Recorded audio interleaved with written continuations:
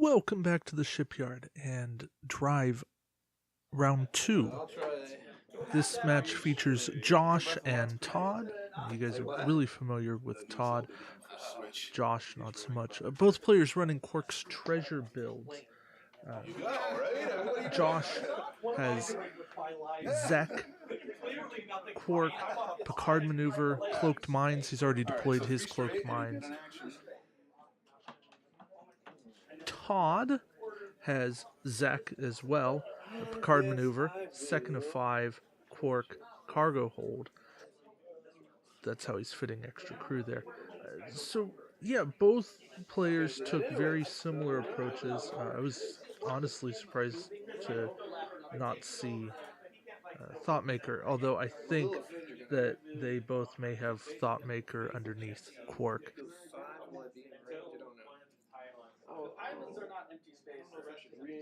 As for the rest of their fleets, Todd, you can see, has the double Riemann starships lurking. Picard Ducat for captains. Picard's Riemann has Romulan helmsman and an interface. Ducat's has Dauntless and an interface. So that's how he's doing his build. Josh is running co-pilot. And on the Defiant 1764, he's running Jonathan Archer, Admiral Worf, faked messages, warp jump, Eric Motz, Type 8 upgraded, and Pegasus Riker to boost his skill. I do have a scan. I'm not elected to. And then on the U.S.S. Defiant, he's got Picard, Lure, Type 8 upgraded, warp jump, and systems upgrade. So I like the use of double warp jump there. Systems upgrade, Type 8 upgraded. He's definitely got firepower, and he's got the right kind of firepower to break the Riemanns if he can get the right shots. He's got double skill 9, so he's definitely not losing initiative. However, Todd's won the race here. He's taking a little bit of damage, but he's won the race. And now his Riemanns can get in position right away. And so we're going to fast forward through that movement because now it's immaterial what happens.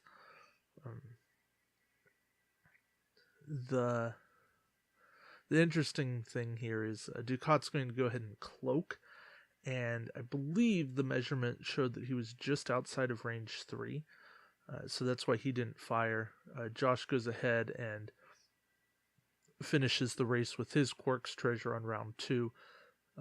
Todd docked his shuttle, keeps it out of harm's way, which is a good thing. Todd's securing points. He's making one of his ships a lot more vulnerable, but he's also saying, hey, you can't touch it for now. I think that's a smart move, especially once Quark's treasure had taken damage from the mines. You don't want easy points sitting out there for your opponent, especially 32 points. That's a bit much. If Todd had run a little less and maybe a resource, then he's not giving away those points. I could see that, but Josh is double warp jumping here, so that is kind of a brilliant play. And he is setting up way in the back of the Riemanns. He's got to set up range 1 to 3 away from the Riemanns and from his own ship. So whichever one he places first sets an obstacle for the other one to place. This match is becoming all about maneuvers, all about positioning, and that's a really interesting thing to watch. We haven't seen a ton of warp jump on this channel, and it's something I wanted to highlight. I want to point out that, hey, warp jump's a thing. You guys need to be aware of it, and know that it exists, know how to use it, know how to position, know the full rules about it. It's not just range 1 to 3 of enemy ships, it's of your own ships as well. It's everything in the book. The downside for Josh is that he has left his shuttle very vulnerable. Basically, it's, hey, come shoot me. Come take me out if you want. It is only 27 points, but it's also 27 points. Now, unfortunately, my camera battery died at this point. I was in the middle of doing some stuff, and so I couldn't change it out. But I did get it changed out eventually. I think we missed maybe one round, maybe a second round of combat. Todd did redeploy his shuttle, or relaunch his shuttle. Made some comeabouts. Nothing happened outside of some damage, but no destructions. The cloaked mines gave Gul Dukat a warp core breach, which might be pivotal. It could be a big thing. So we do know for a fact that Dukat's Reman has taken some damage in what's transpired, but it is not dead yet. So at this point, we've got more movement, we've got more positioning, more how is all of this going to play together. You got to figure that the Defiant, the 1764, is in a bit of the catbird seat just because it's got the 180 arc. It's going to have a shot on the most ships. So it's got the best set of options. That doesn't mean it's going to be the best it can. All right, so it is. But Time to shoot, finally. it's going to at least So 3 be in a +2 good +1 position. for range. That's going to be both. No, it's probably just him. 6 up for him, 5 for him. I'll do the 6 first. And I'm assuming, range 1 on him. Okay. 6 first. And just for reference at this point, Josh's Quark's treasure is the one with the black base in the back, and then Todd's is the green base that's in base-to-base contact with the Right, yeah, so I would have 6, I get 5. Defiant class ship, not the Constitution So 4 regulars? Defiant. And you're inside my arc. So I would get 6, I get 5 on account of the scan. I love this. So this is Josh's 1764 making an attack against Gul Dukat. Spend that battle station and dodge 3 of them. And now Todd's making a choice. He's going to spin his battle station, make it so he only takes 1 hit, gets 3 5 evades, damage, got 2 left. and Oh, you didn't roll for warp he's got Oh shit. 3 That's all right. 3 hull left. Good. That was a roll to see if the warp core breach went off because he forgot earlier on, but it didn't. 2. And now Come on. the Defiant Oh, wait, class you got is going the, to make the its green attack interface. against Never mind. Okay, so Dukat. I will roll the defense dice You would anyways. have died next round or Thursday night. and 2, 4, 6. looks like 2 hits and a crit. And Todd rolls That obviously take 1. pretty well, but he's going to use his interphase. So Okay, he's got 1 hole left. Did you shoot my my 9. Defiance? My 9 shooting the Which, Defiant with 6 yeah. dice. You wanna check You the can't other beat range 3 or interface range? sometimes. You still get that defense. You still get defense dice on this guy. Oh, so yeah. check on the range. And now Todd's saying he's going to shoot at the Defiant class. This is the bad thing about having multiple Defiants in the same fleet. I have to differentiate between the class and the 1764. I don't want to just say the Defiant because it makes it ambiguous. But Todd gets an awesome Oh roll my. and yeah, spins the battle station, 6 total hits. All whites. I got And no whites. I can play. Josh, yeah, triple blanks. Yeah. Oh my god. Tough day. Oh Tough my day. God. So fucked up. If this were tabletop simulator, And now there's talk of flipping the table, and Robert mentions tabletop simulator. I may be previewing something here.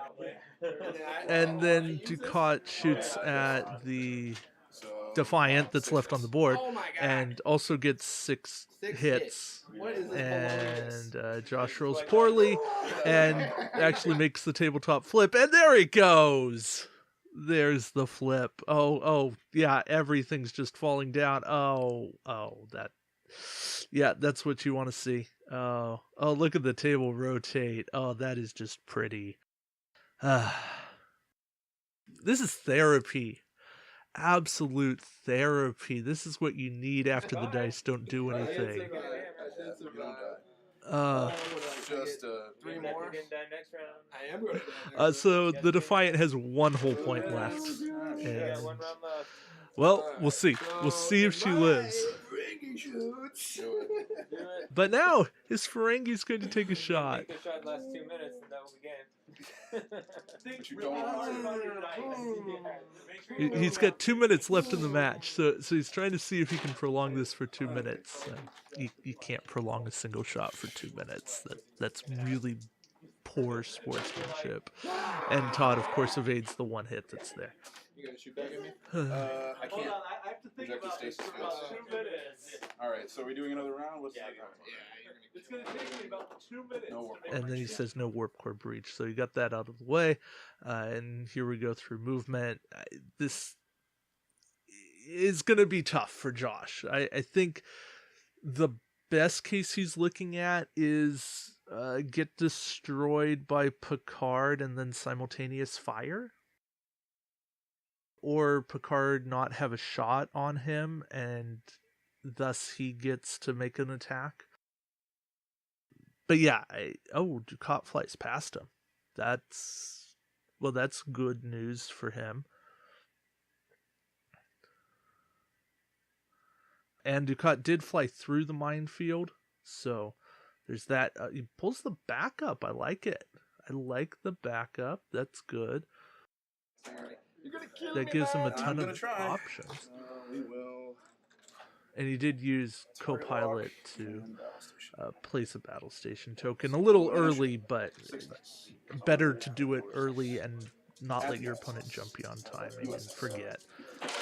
And there's Todd getting 5 hits and just, yeah, that's a dead Defiant. And Josh just kind of resigns himself.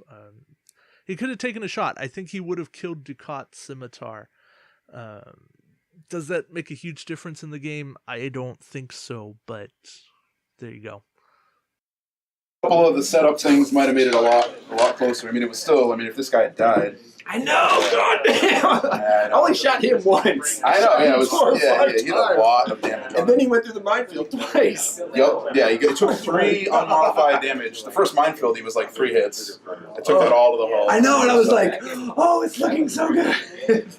2 It's alright. warp I was core thinking the same thing when I played him. Oh, Yeah. It was honestly very similar, where a little bit of the shots were split against each shot. I see that. I was looking at the damage.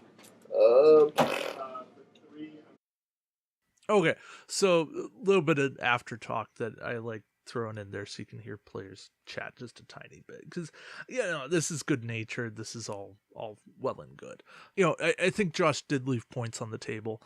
He could have made an attack, but in those moments, you're beat, and what are you doing? It's if you've won, if this is at the end, this is then it's worth it. But Josh had the first round bye, and then he's lost at this point. You're potentially looking at 2-1, but we were also under 8 people, so that the winner is going 3-0, and everybody got Delta Flyer 2 packs. This wasn't about higher placing. Personal pride, maybe it makes you feel a little better that you get a ship destruction. People forget about simultaneous fire. I truthfully don't know what happened. In fact, Todd may have used 2nd of 5 against Pegasus Riker to knock the skill down. Now that I'm thinking about it, that is probably what happened. I just don't remember because I fast forwarded through a lot of movement in those base actions. Because Todd did have 2nd of 5 on his Quark's treasure. Yeah, that actually seems right with how that went together. I don't know. Maybe Todd or Josh can comment and tell me what actually happened. That's that game. Hopefully there was something enlightening about that. Sometimes the dice are totally against you. Sorry, Josh. I've been there. I have so been there. There's nothing you can do. And the double Remans are a very formidable build. Todd knows how to play them. Even when he just slaps a single interphase on each one, they're still very formidable, and they can be worse than they are. We will take it for what it is. Round 3 is more of a fun match. I left Todd and Craig to play on their own rather than on camera, because you guys have seen that enough. But yeah, Todd ends up winning that, and thus the day. I got to play Josh in round 3, and we had a lot of fun playing. Well, I at least had a lot of fun playing. I think Josh and I were pretty good-natured about everything. Josh is a lot of fun to play games against. He doesn't take things too seriously, and that's really refreshing for me. I appreciate that mentality, and that, yeah, you're here to try to win, but you're also here to have fun. And having fun is very important in all of these things. So thank you guys for watching. I hope that this was worthwhile, worth 20 minutes of your time. And until next time, we'll see you around the shipyard. Take care.